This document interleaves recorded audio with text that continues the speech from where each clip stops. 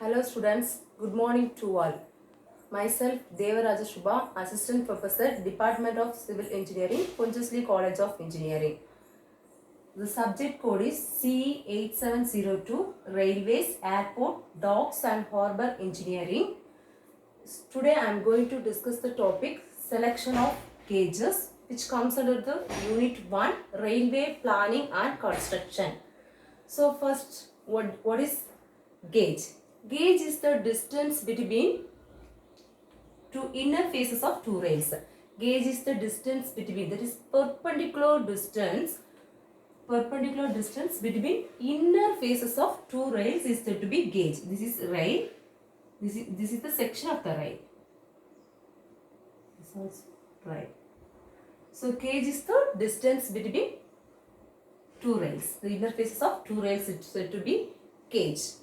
So the factors affecting the choice of a gauge. What are the factors affecting the choice of a gauge? While selecting the gauge, what are the factors we have to consider? So first one is the traffic condition. Second one is the development of poor areas. Third one is the cost of track. And the fourth is the speed of movement.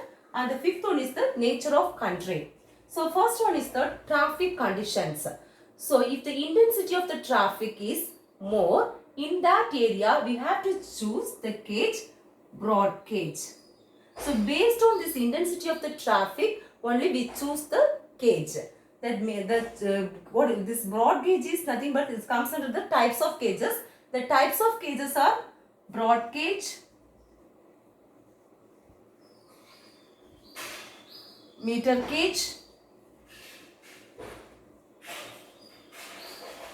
standard gauge, and the fourth one is narrow gauge.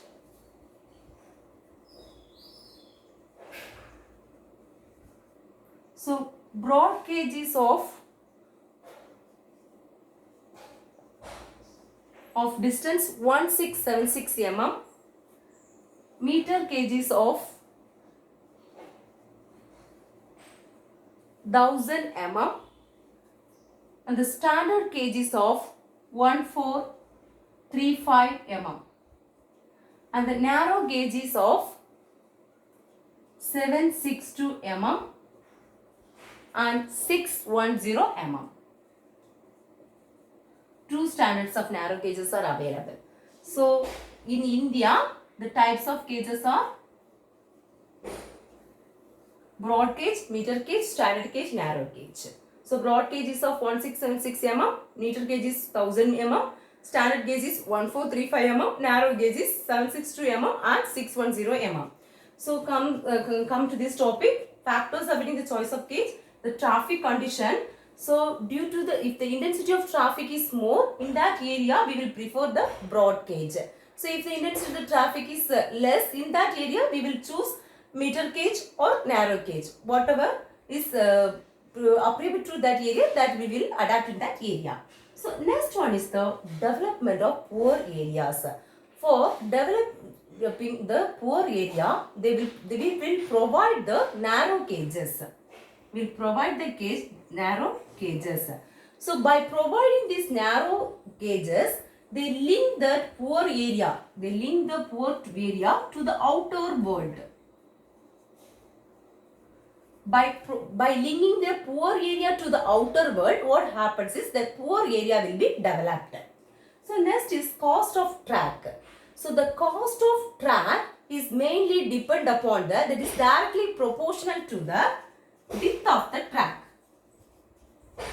That is width of the track means gauge of the track.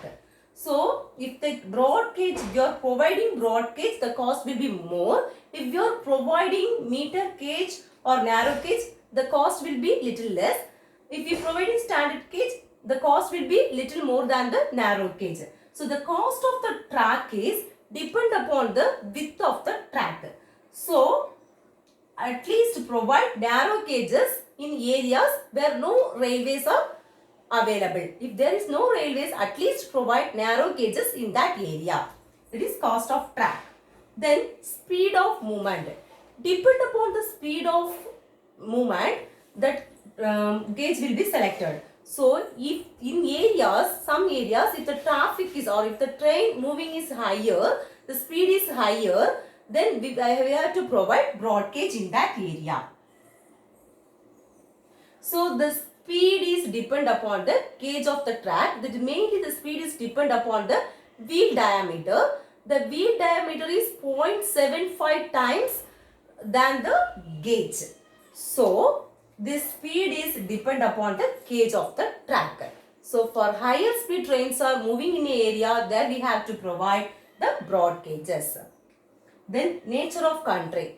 In mountainous country, if the country is full of mountainous, for flexible movement of train in that area, there we have to provide the narrow gauges. In mountainous countries, they should provide narrow gauges. So in some places, in mountainous places, 1000 kilometers are available of 610 mm. So this is nature of country. These are the factors affecting the choice of a gauge. That is traffic condition, development of poor areas, cost of track, speed of movement, nature of country. So next one, sir, already we have discussed types of gauges. Next, uniformity in gauges. The gauge should be uniform in all areas. If gauges are uniform in all areas, the difficulties will be minimized. So what are the difficulties or what are the problems we face by the change of gauge? So what is the uniformity in gauges means if this track is of broad gauge and this gauge is of narrow gauge or meter gauge or standard gauge, whatever may be, some problems will be faced. So what are the problems you are facing from moving to broad gauge to another gauge or from one gauge to another gauge? What are the problems we will be facing? So the problems caused by change of gauge are, there's a problems difficult to passengers and the problems are difficult for sending goods and difficulty in war and equipment and station and hindrance for future conversion.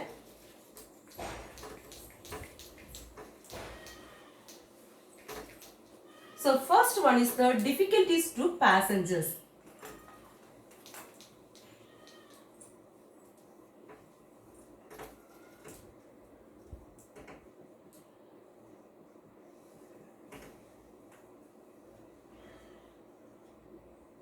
So if there is a change in gauge from one gauge to another gauge, the passengers who are traveling in one gauge have to move from one train to another train at this point. So what happens? These passengers does not able to travel in a smooth manner. They get disturbed. So from changing from one gauge to another gauge, it is difficult to passengers. They have to move from one train to another train. They have to transfer their luggages and they will get tensioned, theft will be there. So these are the problems they will be facing. So this is difficult to passengers. So next is difficulties for sending goods. Difficulty for sending goods.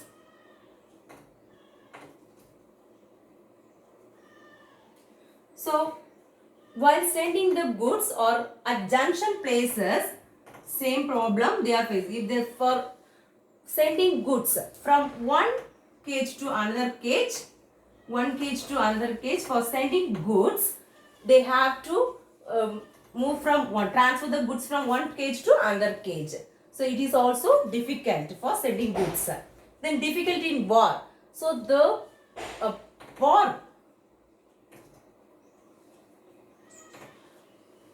for if there is a war in a country, they have to transfer or they have to move the people, the army people and this instruments from one gauge to another gauge. It's also very difficult. From one train to another train, they have to transfer their things as well as the army forces. This is also very difficult. So next one is equipment at station.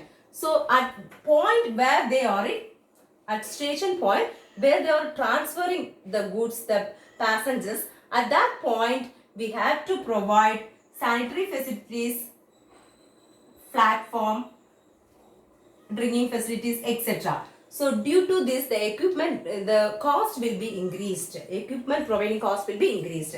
Then hindrance for future conversion. So for future, if we constructed today, we constructed broad standard gauge or narrow gauge. So for future, in future, if you want to convert it to broad gauge or standard gauge, the cost will be more. So these are the problems caused by the change of gauge. So what are the advantages of uniformity in gauges?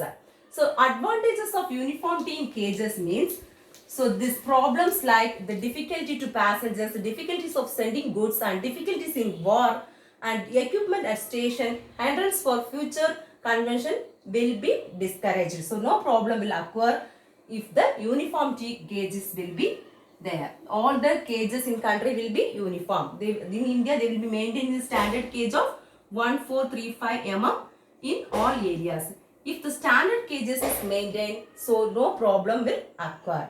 So in this class, we have discussed first what is gauge and what are the factors affecting the choice of gauge and the types of gauge and the uniformity in gauge and problems caused by change of gauge and lost advantage of gauges. Thank you.